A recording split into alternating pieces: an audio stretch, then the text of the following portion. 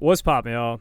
I definitely know why Joe Budden makes $1 million a month on that Patreon, or $900K a month on that Patreon, because those numbers came out, and immediately today he's got a full-on produced podcast release talking about that incident that happened yesterday. He wasted no time. He got everybody in the room, and he got to recording. This guy's the hardest working man in media. For those of you that are not caught up, accidentally, Joe Budden put out a screenshot where he attempted to blur out the revenue numbers and show the impressions number of 30 million, which I misspoke and said it was 1% of the U.S. population. That's 10% of the U.S. population. But the impressions are impressive because they are on Patreon, not YouTube. YouTube has billions of users. I wouldn't say that's not impressive, but that's one thing. I have a bunch of people are saying, is that YouTube? No, it's not YouTube. It's the Patreon dashboard. Like, please use your head. But Joe Budden addresses this, and now, of course, that's going to sow some discord where the employees are like, yo, this guy's making this much. So Joe Budden addresses how this happened, and he explained it perfectly. So it wasn't even Joe that was the one that tried to blur this. It was his manager. So I'm going to play you guys that clip first. That's good for me for being rushed. I never like to do anything rushed, but it was the morning time. I was doing 9 different things, and talking to Ian was one of those things. And I seen that 30 million a month, and that's a really big thing. It is a really amazing, huge. That is a really big thing. So in my moment of excitement, I said to this white nigga, yo, and you know what? I'm blaming my girl too a little bit. Fuck it, I'm playing victim all the way around the board now. You the victim. Sounds, I'm playing victim. I don't give a fuck. I said to Ian, yo, do me a favor, big dog. On a FaceTime, hey, black out all this other shit. I need to hit this 30 million on him. Fuck it. Sun was shining. What? Not feeling great. Hey, let me know. He sent the shit back. Why, right? Yeah. He sent the shit back. And I was so caught up in whatever I was doing. Normally, I would clip it like I did. Because I know better. That's what got me. I know you better. From this. I've seen too many docs. That's what got me. We do this. I'm like, Joe? They like, Joe ain't tech savvy. I ain't tech savvy, but I'm nigga savvy. No, nigga. you savvy enough to know how that game goes. I was busy as hell, and normally I would have hit my girl. She would have picked me up, but she was all in my face for man long, so I ain't hit her. So, and good for you. Now look at you. Now, this makes a lot of sense. Usually Joe Budden isn't that tech savvy, so I would think he would make an error like this, but I don't even think I think Joe Budden is so lacking in the tech department. He's an older guy. I don't even think he would have thought to airbrush it. I think he would have just cropped it. That's the simple solution. He's like, yo, just crop it just take that little square, move my fingers around it, and make it 30 million impressions. And he doesn't even want that number to show with potential that people could see through it. But this was all Ian's fault. He's the one that got this going, which means, now this is the question, right? I think the other people are going to start looking at Ian. Now, I do think he is his manager, which is a little bit different, but he is kind of a part of the cast. So I think they're looking at it like, yo, this guy gets the numbers and we don't. But if he's his manager, that makes sense. But hey, anything at this point, I'm looking around the room like, yo, I've got to get something going. I got to get some motion for myself if the numbers are looking like this. Unless Joe's, and it's the uncertainty as well with having a position on the Joe Budden podcast or anyone else's thing. Like, even if you're getting compensated well, it's not that you're on quicksand, but you never know what could happen. Like, maybe he just doesn't like you anymore and you get kicked off. Maybe someone's better, you get kicked off. It just happens to be a business decision. But Joe Budden addresses this, and they all address this together. And I think it's quite comical the way they do it. I was going to call you and tell you to take it down. Nah, I called him. I said, yo, dog. But I called my agent instead. By the time we got off the phone, an hour had passed. He'll tell you all about it. He'll let you know. Now I'm like, yo, dog, take that stupid shit down. He's like, what? I said, yo, my nigga, you can see through the numbers. Nigga, I wanted him. He's like, yo, you lying. I wanted him to keep it up. I wanted to be motivated. I was on his ass. You seen it This is already. Crazy. Nah, I'm on his ass still, nigga. I try to go to nigga crib. Yo, you home? I'm at the corner. Can I talk to you for a minute? Nigga said I'm not home. I said, nah, the acoustics. I'm gonna wait for you. The acoustics in the house. It sound like home. Yeah, it sound like home. Damn. Yeah, it's no vibration in the air. It sound like, but Since that happened, I've just seen so much internet chatter. We have so many communities and they're so large. Yes. I've seen so much internet chatter about how a leak like that would tear a family apart. I'm just glad to know that this team is so strong in its foundation. Nothing like that will come between us. Anyway.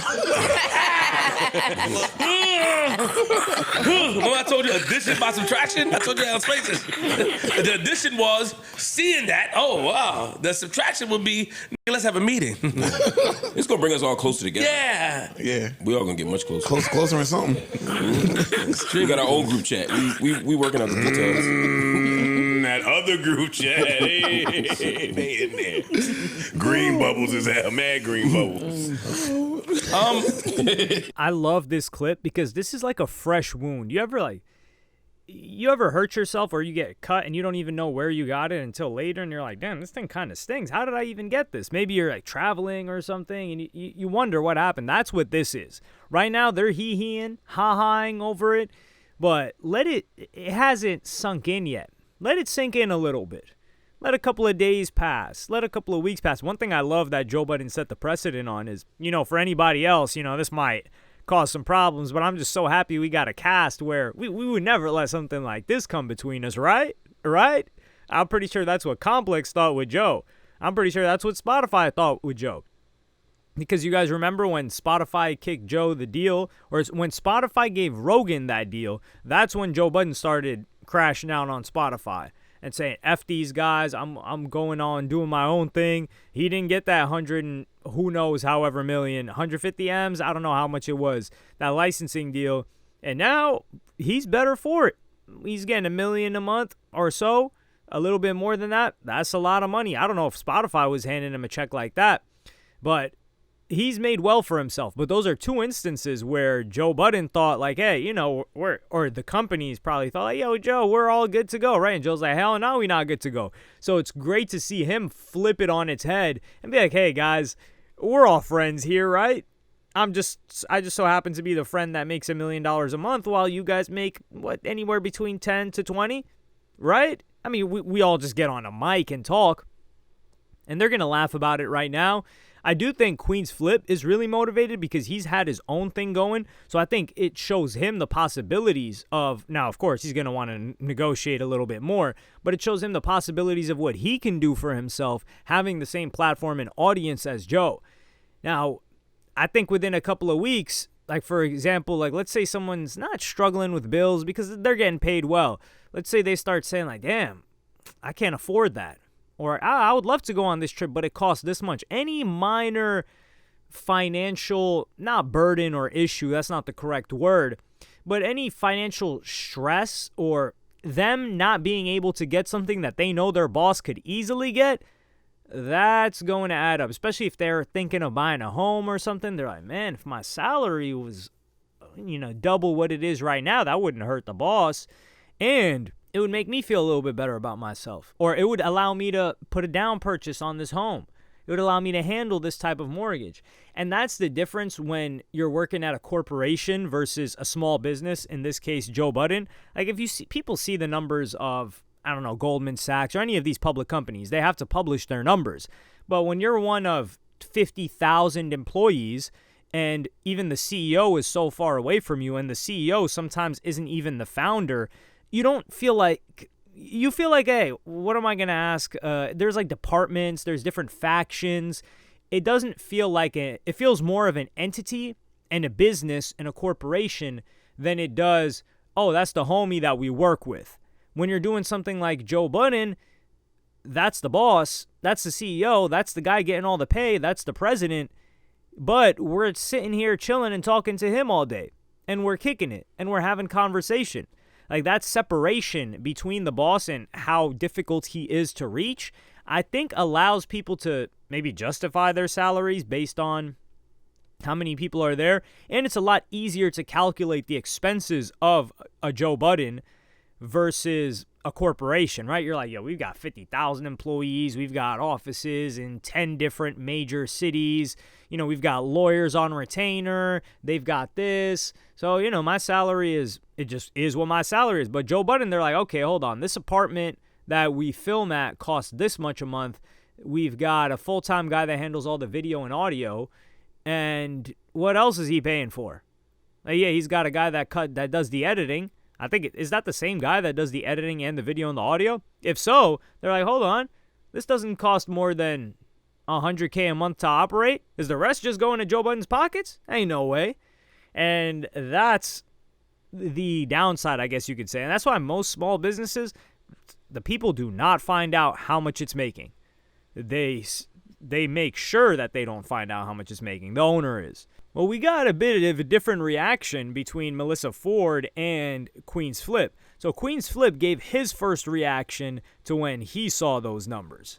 I'm going to play that for you guys right now. The first person I thought about once I realized what it was. Yeah.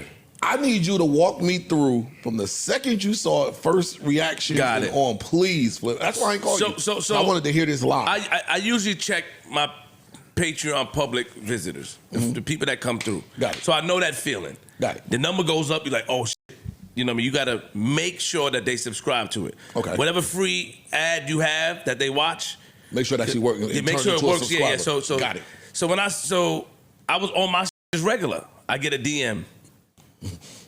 Yo, look. Yo, they got Joe with a whiteout shit that said 900. So what the fuck is that? Yo, you ain't got a magnifying glass? You saw No. I said, no. I said, what the fuck? I said, okay, cool. Whole lot in life. Then I got a text from my uncle and them. I said, wait, what's going on? Yeah. And I go to this stories. Then cropped out some shit. And I'm like, oh, nah, he playing. So I think I got lightheaded, nigga. I said, yo, princess, bring me a water real quick and bring me a high C. I need it both. I need electrolytes. Yo, bring me a high C. She said, you want the high C, daddy? Yo, yes. The high C out the fridge. Yeah. Bring it and bring me a water. Then I looked at it, and then when I looked, I saw it. Then I went on Spaces to talk to him. And that's how I lightheaded. Like I said, this definitely motivated Queen's Flip. Queen's Flip has got his own Patreon, and I took a little cursory look at it, and I'm like, hold on, this guy's got people running fades on here. He's got 2 chicks fighting in Airbnb in Indianapolis. He's got, a bunch of different people running, like people just in this house just throwing each other around. I'm like, yo, this guy's really getting after it. So for him to take some time, this guy's a worker too. If he's doing his own Patreon thing and producing his own content and working with Joe Budden, this guy is working nonstop. So shout out to Queen's Flip, man. No wonder why he felt disrespected when somebody came up to him and called him academics. He's like, yo, what you talking about? I'm out here doing my own thing and I'm doing Joe Budden's thing. We're multi-talented over here. But Melissa Ford, who is somebody that does not have her own thing going on and got a blessing by being on Joe Budden's podcast, she responded in a way where you can tell that it's going to be a problem with her in the near future. Just wait. We made it sound like it's mad easy to just collect millions of dollars. Right. That's everybody. Like you can just sit there and the shit just come in every month. That's everybody. Just I feel like that's a flow in, you right? thing, and I'm saying Niggas that act like is it's a you easy. thing. This is the second time 150,000 subscribers, that shit ain't easy. Tell them. That's hit a- the button. that is a that you ain't thing. what? Yeah, What y'all talking about? 150,000 subscribers. Tweet that shit. Instagram that shit. Yeah. None of it is easy though. It's not. None of it is easy. No. So you gotta niggas short a lot of people. Get on. You got a lot of angry workers for that shit, nigga.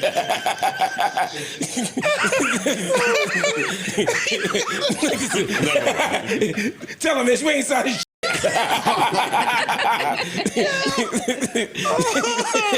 Oh, man. This guy, yo.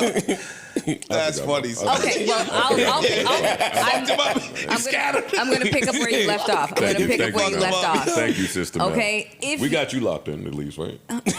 Yeah, you got me f***ing locked in. I'm pissed now after I saw that screenshot that Really? I was, God damn it. Why? Well, that would have changed something? It would have changed a lot. That shit bad. What would it have changed? It would changed a lot. Same thing. Please tell me what. I want to hear. What would it have changed? I- This is a Patreon Listen, conversation. I'm still This is a trying to Patreon make. I'm still conversation. trying to make a point.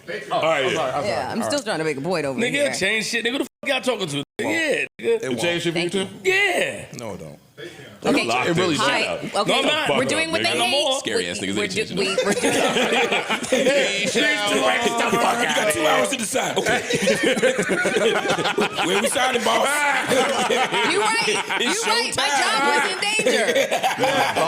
Skinning You and grinning right. with that permanent marker. And you know what's you know. Man, just from her facial expressions, and you know she had to hold it back on the actual pod. So if she reacted like that on the podcast, and that isn't the first time that she saw it, you know when she saw that the first time, her head was spinning. She probably got lightheaded. God forbid she took a fall. Who knows? But she was upset, and it seemed like she had just negotiated for a deal, like they got her on the contract for who knows how long. That's also something that Joe Budden's got to worry about is these lawyers. It's a lot of responsibility on his shoulders, and it is no joke handling 150,000 people. That Mark Lamont Hill, I think he's understanding. He's definitely going to go upside his head next time and try to get his paper whenever it comes to contract renegotiations. But I think he understands like the gravity and the responsibility and also the uncertainty of Joe Budden's position, because he's worked in corporate environments as well, but he just seems like a level-headed guy from what I've seen, which is odd because I had previously only seen his tweets in the years prior, and I wouldn't say he seemed unhinged, but he seemed very, very dogmatic and not trying to hear what anybody else had to say or any other opinions and perspectives. But here, and from a couple of other clips that I've seen him make on the Joe Budden podcast, I think he's been a great addition just from the limited view that I've seen. Keep in mind, I'm not like a traditional or a consistent viewer of their podcast or even a regular viewer of their podcast on YouTube, let alone Patreon. So that's just coming from me. But I think Melissa Ford is probably going to be the one that really becomes a thorn in Joe Budden's side when it comes to the business. And this is also another thing. It's not just the employees know how much that Joe Budden is making. The audience also knows how much Joe Budden is making. So they might start putting up those comments saying like, yo, Melissa Ford's carrying, man. Like, I can't believe she gets paid so little. Maybe sending her DMs like that, replying in her IG comments, getting her gassed up. And she's like, yeah, you know what I do? I do deserve more. That's something to worry about. I know this is just, I know Joe Budden is not happy about this. He's handling this well, though, public facing. But he had to have a talk with Ian. That is, especially as the manager, you leak the numbers as the manager? Come on, dog. You cannot be doing that. That is a no-go. That was a really, really bad mistake by him. Personally, if I was the manager, I would have just cropped out everything. There is the way to block out the revenue, but I wouldn't even take that risk. But let me know what y'all think about this in the comments. How long? It's not even a matter of if. How long do you think until this starts to cause problems? Do you guys think it needs to settle in before that happens, or what? Let me know in the comments. Like, subscribe, and hit the notification bell if you enjoyed. And I'm going to see y'all on the next one.